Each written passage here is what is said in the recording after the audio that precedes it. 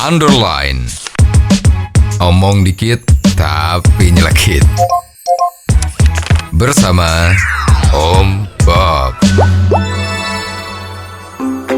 Om Bob, akhir-akhir ini terjadi kegaduhan berkenaan dengan Gubernur Ahok yang mendeklarasikan diri maju dari jalur independen di dalam Pilkada DKI mendatang dan didukung oleh mereka yang menamakan diri sebagai teman Ahok. Mengapa ini terjadi, Om Bob? Kegaduhan ini memang luar biasa sekali. Rasanya urusan pilkada ini yang paling besar dan paling gaduh adalah pilkada untuk penentuan Gubernur Jakarta di tahun yang akan datang. Pada umumnya calon kepala daerah itu diusung oleh partai politik. Tapi sekarang justru di wilayah yang paling penting di Indonesia ini, di Jakarta, ternyata Gubernur Ahok sekarang ini mencalonkan diri melalui jalur independen. Ini merupakan satu keberanian yang hebat dari Pak Ahok. Saya jadi teringat dulu Jakarta mempunyai seorang gubernur yang luar biasa juga, yaitu Bang Ali.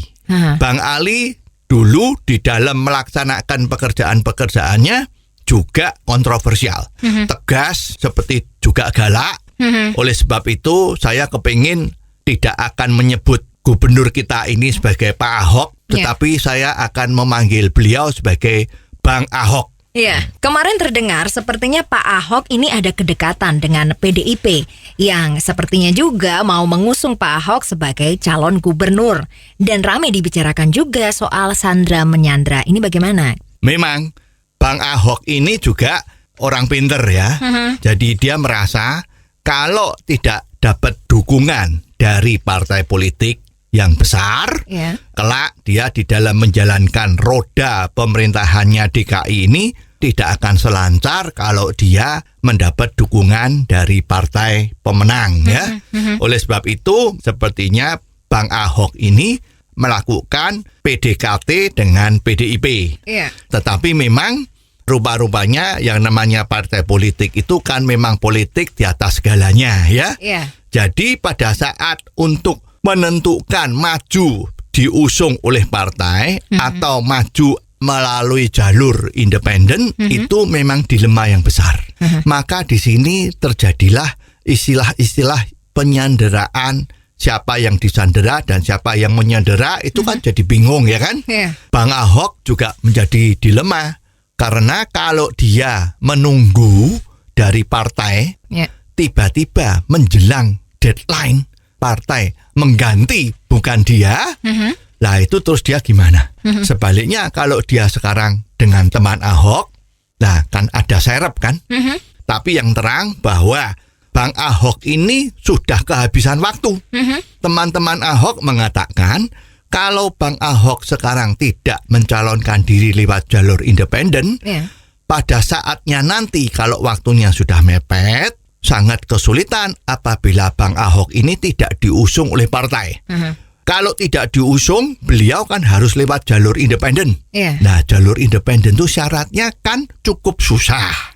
Kalau nggak salah harus mengumpulkan kurang lebih 575.000 KTP. Lah kalau hanya mempunyai waktu yang 1 bulan atau 2 bulan saja, apa mungkin mengumpulkan KTP sedemikian banyak dan harus melalui verifikasi.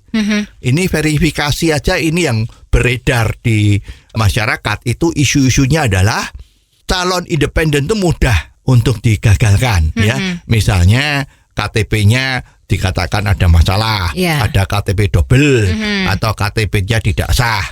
Bahkan kemarin ada satu isu dukungan surat yang sudah dikumpulkan oleh teman Ahok itu katanya tidak berlaku kalau tidak ada tanda tangan di atas meterai 6.000.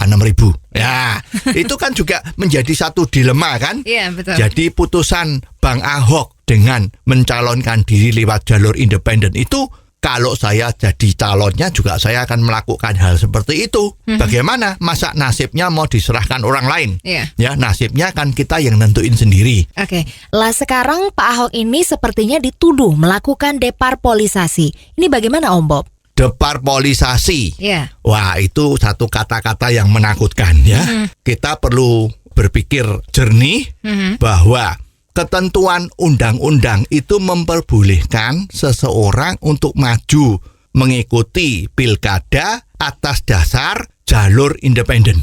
Jadi adalah sangat salah kalau dikatakan bahwa Bang Ahok ini mencalonkan diri lewat jalur independen terus dituduh gerakan deparpolisasi. Ya, saya keberatan.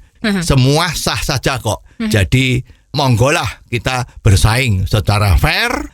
Siapa yang baik memang dia wajar untuk memenangkan pilkada ini. Iya, lalu apa yang bisa digarisbawahi Om Bob dari masalah ini?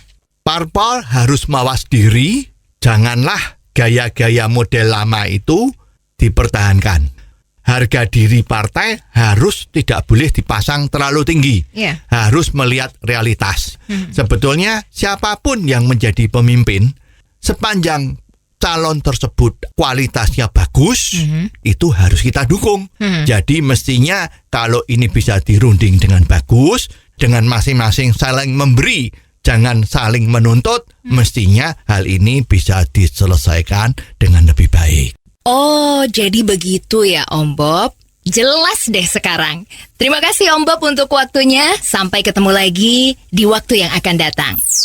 Untuk kritik dan kasus yang perlu dikomentari Om Bob, silahkan kirimkan SMS Anda ke 0856 4141 6767. Sekali lagi, 0856 4141 6767.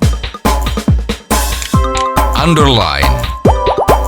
Omong dikit tapi nyelekit. Bersama Om Bob.